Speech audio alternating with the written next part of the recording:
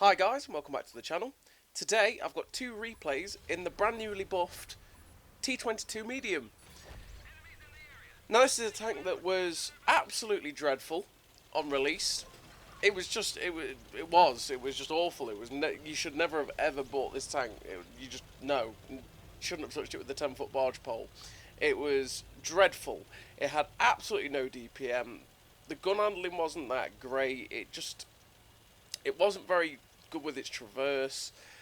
It was just such a bad tank. It really, really was. And it was one of those that they released it and you sit there going, how can you release something that's just so terrible and then expect people to pay however much money it is to convert 450,000 free XP, or just not even convert the free XP, just, expect people to want to spend the hard-earned free XP, because obviously a lot of people do have that much accumulated just from playing the game, because they never use it.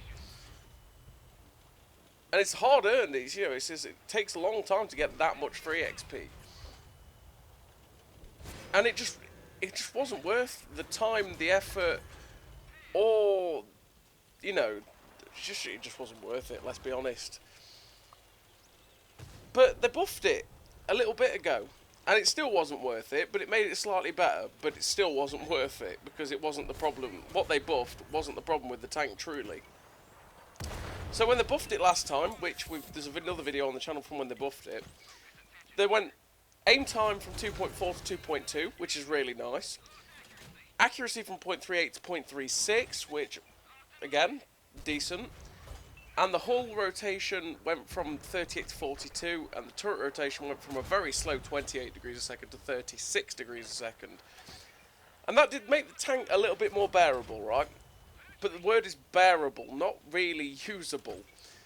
Because it just meant that you would actually hit things a little bit more often, and then not waste that absolutely atrocious reload. But now, as of last week, they buffed the reload from 9.4 seconds to 7.6. Now that's 1.8 second buffed on the old reload. That's a pretty hefty buff. And actually, it's pretty damn usable. And to be honest, now I'd say it's on a par with the 907. Because the armor's decent. Well, it's very troll. I wouldn't say it's decent. It's very, very, very troll. And if you use it right, which you'll see in the next replay, you can get a lot out of it, which is nice. The gun handling is on a par with the 907 now. And the DPM is pretty much, it's like 0.10 of a second worse. On the reload, that is, not the DPM. But, yeah. So, what does that mean for this tank? Well, now you actually have a 5.7 second reload. If you buff with food, 5.3 seconds. The reload is so much more manageable now. You can actually fight back, which is so nice. And you're seeing, like, right now, we are benefiting from that. Because we're on Westfield, we've managed to take K0, and we've managed to put the gun to good work. And it's just so much nicer to play. And it actually makes it more enjoyable in general. And I would say this tank is probably more worth getting now than it ever was. And it's definitely worth the free XP now. If you've already got some of the other tanks that are, the ones that you want to get first, like the QL and M60 and stuff like that. Obviously people earn the M60. But yeah, so, it's really, now, it's between this and the 907 if you want that Russian medium tank. And either of them are good enough to pick. So we're on Westfield and we have taken K0. We're using the gun to good use. We've stayed hull down. We've used the good camo, because that is one thing that this tank does have as well, just like the 907, but the 907's better for that, is the fact that it's got really good camo. And with the accuracy buffs, and they also changed some of the dispersions as well when they buffed it a little bit ago, and I can't remember what they were, and I couldn't find what it was. I just know that they did that. It really probably could do with the vert stabs, but if you've seen and you've been watching this game, we've not really missed any shots, even on the move. So, again, this is another one that, just like the Progetto that you saw yesterday, I don't run stabs on it anymore. I run a camo net. And again, with the camouflage expertise and the muffled shot, it works. And the camo is filthy. I mean, we finished that game with 5 kills, 6.2k damage, 2.1k assist, that's 8k combined. Ace tanker, sniper, high caliber, 1561 base XP. Nice game for the T22 in its newly buffed state. And yeah, anyway, the camo. Camo is just unbelievable. And to be honest, it is a way you can do it with most medium tanks now, and you can make them filthy camo. And it really ups the possibilities of what you can do with tanks, because there's a lot of times when, in a lot of situations, where you can just stay unspotted. And a lot of this is due to, obviously, some of the perks are really strong, but not just that, the camo net. The camo net is now an incredibly strong piece of equipment, because it's always active, and it gives you the same buff as it did when pre 6.0, when you had to stay stationary for a couple of seconds. It's a filthy piece of equipment now, especially on tanks that have good camo. And it's just incredibly usable, as opposed to what it was like pre 6.0, when you had to wait a couple of seconds for it to activate, and then it was only really good on stealthy TDs and light tanks that had to go camp bush. So on highway, this second game, we are being very aggressive here. We are getting rid of this light tank, because obviously this light tank could be a pain. It's going to be lighting up the ridgeline that we want to be sticking on, and it'll be lighting up everybody else. So we need to get rid of him, because otherwise it's just going to be a pain in the back. So we were quite lucky to stay on top of that ridgeline for as long as we did and not get smacked. I think that was really a bad play on their part for the team, really. But we did manage to ricochet a couple of shots as well, showing the armour working. And we're just trying to spot up what is on that J-line. We've not quite done it, we have now. But I also want to get rid of the M46 pattern, because the M46 pattern is going to be spotting this, again, this ridge line, our defensive line on this ridge. And we don't want that, because, well, that'd be bad, right? We're going to start getting damage on us. But we are spotting these guys up. We're getting distance for it. We've got 659 so far, and we're just keeping them lit a little bit. We spot the 257. We get a nice shot straight into his left plate.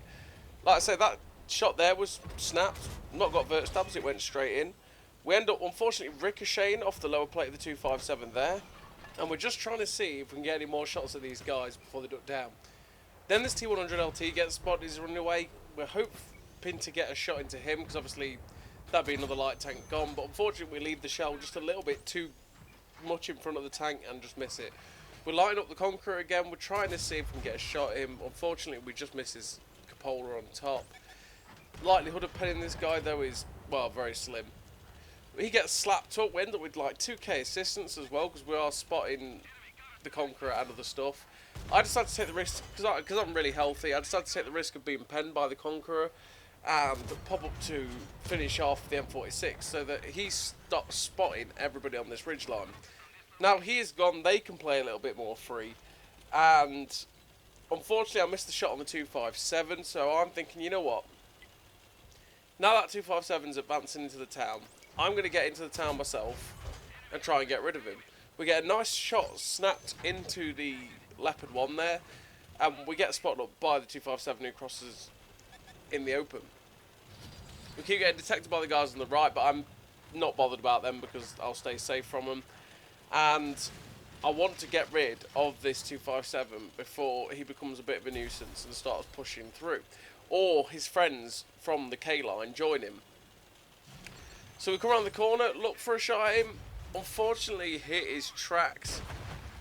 You don't pen the 257 like, unfortunately, through the tracks like that. Then the Leopard 1s join the party. We get a nice shot into him, luckily enough track him. And now we're going to use the strength of the T22 SR. We're going to side scrape off this building, which it can do. It can do it at an extreme angle as well, because of the way the armour is angled underneath. It's just like the 257. And we get a nice tracking shot into the Leopard 1, and we're just going to abuse it. Before the buffs, we couldn't do this. This guy would have been getting away. After the buffs, we could perma-track him just about. Then we finish off the Leopard 1, and that showed just what the buff to the DPM means you can do in this tank. You can actually perma-track someone, you can actually do a decent amount of damage, you can actually, like, just fight back. Because before that, Leopard 1 would have reloaded faster than me by like a second for 390 alpha, whereas obviously I've got 320. It makes a world of difference. You wouldn't think 1.8 seconds. You think 1.8 seconds? Oh, that, yeah, you know, it's a little bit. It's not enough, surely. Well, actually, it is. It definitely makes a difference. It makes the tank pretty damn bearable to play. Now, unfortunately, I snapshot the T95E6 misses, but the second one goes in, and I want to go get rid of this guy. I'm also being a little bit cautious of the fact that the Huntsman looks like he's starting to move back towards this ridge line. So I'm just going to wait for him to come over, hopefully get a shot into him, because obviously I don't want to get tag teamed by two different tanks and get caught in the crossfire. That wouldn't be good. We get a nice shot into the Huntsman as he came over, and he's actually going towards the T95E6. So I'm just poking around the corner a little bit, side scraping off a little bit, just to try and see if we can spot the T95E6, but he's not here. So we're just going to push along, see if we can find him. We do find him just as he's backing off. Unfortunately, the snapshot at the side of his turret hits the floor, and we do get a nice shot into his cupola. Unfortunately, he manages to pen us there and breaks our gun. I feel like he must have snapped that through the turret front, which can happen with the T22 SR, the T22 Medium. His turret is definitely worse than the Object 907, so that is one thing that it has. In the turret front seems to get penned a little bit by tanks that have like 260, 270 pen. They just seem to go through it. It's a bit of a pain. You just got to bear that in mind and keep yourself wiggling back and forth when you're sitting in front of people while held down. So now we're starting to farm this Waffle Panzer IV. I could load HE, but I don't want to, and that's because I'd have to hit the gun shield with the HE to pen it. And I'd rather just guarantee that I'm going to pen him. I've only got heat rounds left because we've fired through all of the APCR.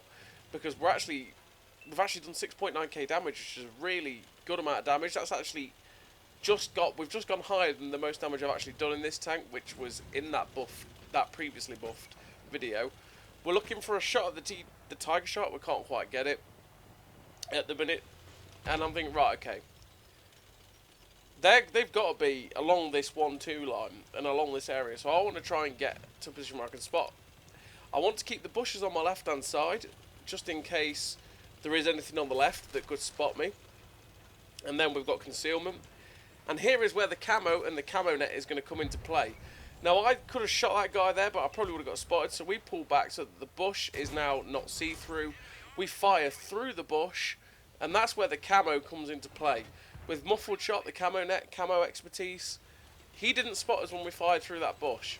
That was really nice. We didn't want to get spotted there because we know there's a Death Star somewhere along the 1-2, and that could be curtains for us, and we don't want that. We're at 7.2k damage, we're on for a really good game. We've got 2.8k assist. We're already at 10k combined. Like, this game is a banger. We want to make it even better, and getting ended by a Death Star wouldn't be good. So we YOLO this 268 version 5, get a fortunate shot on the move into him there. It's kind of lucky that we did really pen him as well, because we were firing at his side with heat, and heat does magic things when it hits spaced armor and just gets absorbed, and it can be a pain. But we wiggled a little bit as we came away from him, because the Gorilla finished him off, or the 268 version 5, one of the two. And we were wiggling a little bit as we come up that ridgeline, because we got detected, and it was like, well, if that Death Star's up on top of there, I'm just going to try and make it so that he might not pen us. But luckily enough for us, we've come up here, he's not looking at us, we get one shot through the side. Can we make it through the back? We do, and we finished that game with a very, very nice total for the T22 Medium. Finished with the victory, finished 3 kills, 8k damage, 3.5k assist. That's a good amount, that's what, 11.5k combined. It's a great game for the tank. 1893 base XP as well. The tank is now definitely worth playing. It's a very, very good tank. Well, I say not very, very good, but it is really damn nice to play now. And it's a lot more worth it than it was before. So as always, everybody, thank you very much for watching. I'll see you next time.